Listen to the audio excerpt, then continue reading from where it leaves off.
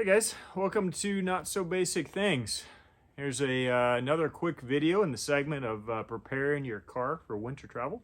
Let's talk about what's going on under the hood. There's all kinds of stuff under here that you should be keeping an eye on. I know a lot of us are guilty, and I forget to do it too, of just popping the hood once in a while and making sure everything's in check. But especially before you go traveling this winter season where it could be snowing or whatever it is, make sure that you know what's going on here before it leaves you out in the cold. Let's check it out. There are several things that we can check while we've got the hood up here. Let's start with the obvious ones. Engine oil. So the engine oil dipstick is in different places depending on what kind of car you've got. This one is up here in front. So we'll pull that out and take a look. And I want to draw your attention to the couple of dots that are here. That lower dot, that is the low level, and this is the high level. You can see we're right at the high level. So this is as full as we would want it to be. As long as we're in between these two, we're good to go. If we're starting to get down here toward the lower one, it's time to add a little bit of oil. Typically that is 1 quart from here to there, but not always. So start with a little bit, see how much the level moves, and then add from there. Let's say you do need to add oil. Where do you put it? Well, again, on this car, it's right here. Pretty much any car is gonna say engine oil right on the cap, so look for that. You do not want to pour anything other than engine oil where this cap was. I have seen people pour coolant in here, windshield washer fluid, all kinds of stuff, thinking it was something else. Next thing, antifreeze. So radiator cap is right here, and we could put antifreeze in here, but that's not the best place to put it. Where you really want to put it is in the coolant overflow.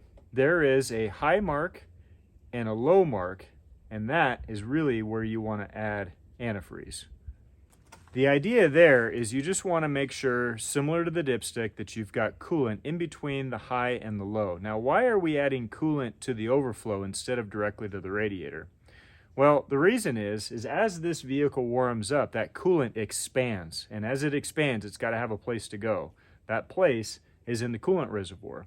When it cools down and that coolant starts to contract and get smaller, it's going to suck coolant back into the engine. If there's nothing in there, all it's drawing is air. Doing that over time, you're going to get low coolant situation. That's when you get overheating and possible engine damage. That's not good. So add coolant to the overflow. Now this is where people get into trouble with putting fluids in the wrong place.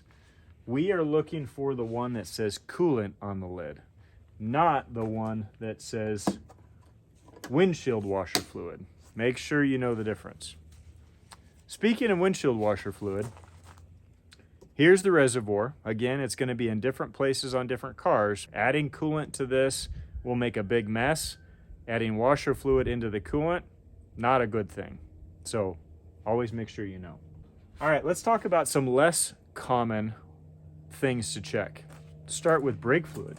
So over here, we've got the brake fluid reservoir. Now these are a little bit difficult to check, especially if the especially if the brake fluid is nice and clear, which it should be. So, but on the side of the reservoir, you're gonna have a high and low mark. You may be noticing a theme here, and you want that fluid to be between those. Now, I always fill these to the high mark, especially after I've had brakes done or replaced the brake pads. Now, I'll go into why that is in another video, but that is the right time to check the fluid. If the brakes are getting down there and the fluid's a little on the low side, as long as it's above that minimum mark, no big deal. So, best way to do this, you can shine a flashlight on one side and then you can see the fluid level on this side. If we need to add to it, we'll just take and peel this cap off. It's a rubber cap, and then add fluid to it. What kind of fluid do you use? Well, there again, right on the cap, it will tell you what to use. it says on here, it says a bunch of things, but one of the things that it says is use only .3 fluid. Now .4 is typically interchangeable, but it needs to be at least .3. So that's what you'd look for if you go to the auto parts store. All right, the last one we're going to take a look at is the power steering fluid. Power steering fluid is one of those things that never gets checked. People just forget about it or don't even know that it's there. On this vehicle, it does not have a dipstick for the power steering fluid, but many do. This one has a reservoir that has a high and a low mark, but it has the little distinction here. It's got a high warm and a high cool mark. Now the reason for that, I'm sure you've already figured out, is because as fluid changes temperature, it expands or contracts. And so if this fluid is hot, it's going to read higher than it would if it were cold. And so as it's sitting here, this vehicle has not been started yet today. It's fairly cold outside. And so we would want to see that at least above the minimum mark, cold. Now, if you need to add power steering fluid, don't just go to the parts store or to Bi-Mart or whatnot and just buy power steering fluid.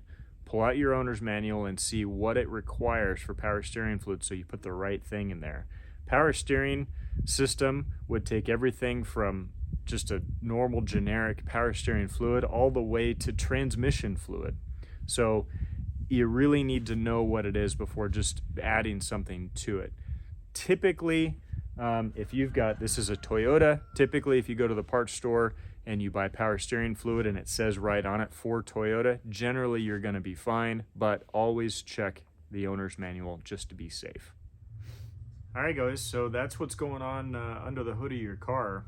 It's very, very quick and easy to lift that thing up and take a look at all those fluids. It's important to do, especially if you're going on a trip someplace. The other nice thing about it is if you've got a leak, if you've got an engine oil leak or a coolant leak or something like that, checking these fluids periodically, you will know that you've got a leak before it becomes a serious problem and potentially expensive. So taking a minute to check this, I don't know, call it once every 2 or 3 months or before you go on a big trip. Very, very cheap insurance. Checking all these fluids, it's going to take you about 2 minutes. So it's very worthwhile. Low investment, high payoff. Hope you found that helpful.